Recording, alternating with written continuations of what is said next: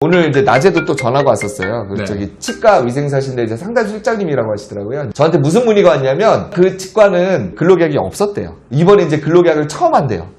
그 임금부세서랑 관련 있나요? 그렇죠, 그렇죠. 이번에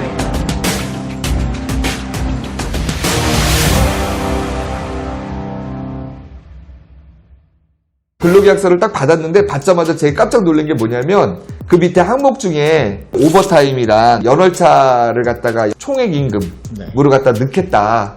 그러니까 휴가를 가면 가는 거고 만약에 못 가더라도 총액 임금으로 들어갔으니까 연차에 대한 수당은 요구하지 말라라는 그 조항이 있다라는 얘기를 하시더라고요. 그러니까 자기는 이게 되게 불합리한 것 같은데 원장님이 이걸 사인을 해달라고 요구를 하셨는데 나보고 어떻게 해결해야 되냐 뭐 이런 얘기를 하셔가지고 제가 뭐라고 얘기했냐면 많은 실장님들이 저한테 한 80%는 병원의 입장을 대변해가지고 저한테 상담을 원하시는데 이제 여기는 거꾸로 근로자의 입장으로 이제 저한테 요청을 한 거잖아요. 그래서 제가 선생님 편을 많이 들어드리고는 싶지만 원장님이 그렇게 행동할 수밖에 없는 이유도 난 너무 많이 이해가 된다라고 얘기했어요. 제가 오늘 또 낮에 갈비탕을 먹었거든요.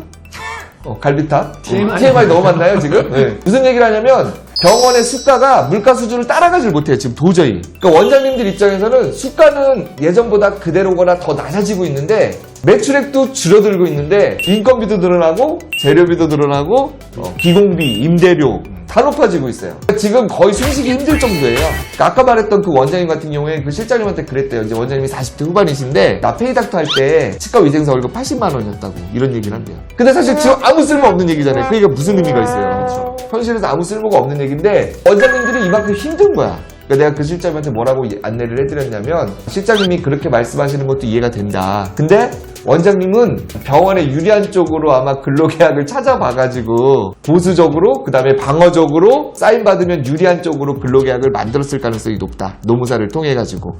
그러니까 그 부분을 이해를 해가지고 원장님하고 잘 상담을 하시라. 제가 이렇게 안내를 해드렸어요. 그래가지고 원장님들의 고충을 우리가 이해를 해야지 풀릴 수 있는 문제이지. 개인회생 신청하는 사람의 40%가 의사, 치과의사, 한의사, 의료인들이잖아요. 그러니까 그만큼 지금 시대가 되게 어려운 시대예요, 비즈니스가. 리스펙트 병원 컨설팅이라고 그래가지고 이렇게 유튜브를 찍고 있지만 사실 병원 컨설팅 산업이 줄어들면 줄어들지 크게 확장될 수 있는 사업이라고 생각하지 않아요. 근데도 불구하고 원장님들이 경영에 도입해서 쓰시길 바라는 마음에 이게 촬영을 하는 거지 내가 뭐 이걸로 돈을 뭐 엄청나게 많이 벌어가지고 뭐 갑부가 되겠다? 불가능한 시장이 아닐까라는 생각을 하게 됩니다. 저 아까 전에 말씀하신 그 실장님 전에 이해가 조금 돼요. 저 비슷한 일이 있었거든요. 그래요? 어떤 일? 본인도 이제 근로계약 안 쓰다가 썼어요? 퇴사를 하려고 하니까 이제 갑자기 이제 근로계약서를 이제 뭐 쓰려고 하는 거예요. 노무적으로 이제 본인이 문제의 소지가 있으니까 나중에 본인이 아니 근데 문제는 그 원장님이 자기가 문제의 소지가 있었다는 그런 거를 잘 모르시는 것 같더라고요. 근데 제가 뭐 태클 걸려고 했던 건 아니고 너 그만두니까 근로계약서 그동안 안 썼는데 써줘라. 쓰려고 봤어요. 근데 근로계약서가 완전 엉망인 거예요.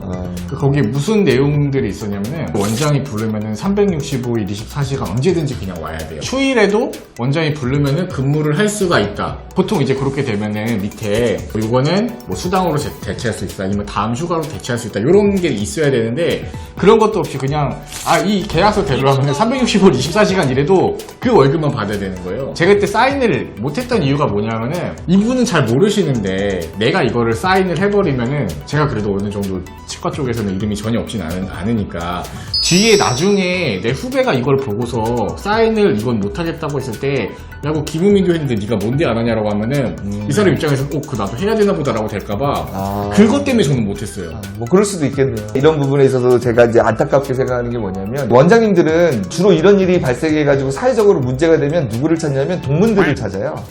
자기 선배님을 찾고. 근데 선배님은 노무사가 아니고 소위 말하는 전문 경영인이 아니거든요. 그러니까 경영을 전문으로 하는 사람들이 아니기 때문에 그 사람이 아는 수준에서 얘기해 주는 거예요. 근데 얘기를 해줄 때 전부 다 얘기해 주는 게 아니라 멋있는 얘기만 해줘요. 극단적으로 얘기해 볼게요. 어떤 원장님이 그냥 임금 상승률 한 3%만 가도 돼 라고 이제 후배한테 딱 얘기를 했어요. 선배님들이 3%라고 했으니까 올해는 한 3%만 하면 되겠구나 그랬더니 직원들이 뒤집어진 거야. 근데 나중에 알고 봤더니 그 선배님네는 3%가 있지만 1년 되면 200만 원 2년 되면 300만원. 장기 군속 수당이 따로 있어. 그러니까 실질 임금 상승률은 3%가 아니라 5%, 7% 뭐 이렇게 돼버리는 거야. 그러니까 현실이랑 동떨어진 얘기 중에 선배님이 자기가 하기에 유리한 얘기들만 본인들이 취한 다음에 그걸 갖다가 우리 직원들한테 진리인 것인 마냥 아니면 법인 것인 마냥 얘기를 해버리면 직원들 입장에서 무슨 생각이 드냐면 그럼 나 딴 데 가고 싶다. 내가 언제까지 여기서 있어야 되나. 뭐 이런 생각을 하는 거예요. 그래가지고 원장님들이 그런 얘기를 할 때는 좀 본인이 공부를 하셔야 돼.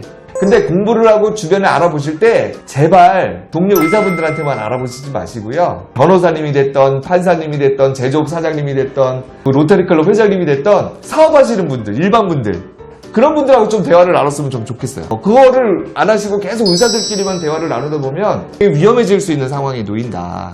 그 얘기를 꼭 드리고 싶습니다. 원장님들도 잘 모를 수 있거든요. 사람은 모를 수도 있는데 아는 것처럼 말씀을 하시는 게 문제예요. 그냥 모른다고 하면 괜찮은데 근로계약이 됐던 뭐 어떤 영역이 됐던 원장님들이 경영을 너무 쉽게 생각하는 게 제가 보기엔 제일 큰 문제예요. 사업자는 세 가지 영역을 다 갖고 있어야 된다고 늘 말씀드리잖아요. 첫 번째 영역이 어떤 영역이었죠? 저 이 얘기 처음 하시는 거 같아요. 처음 하는 거예요? 예. 그럼 이거 띡 끌어가지고 두 번째 얘기로.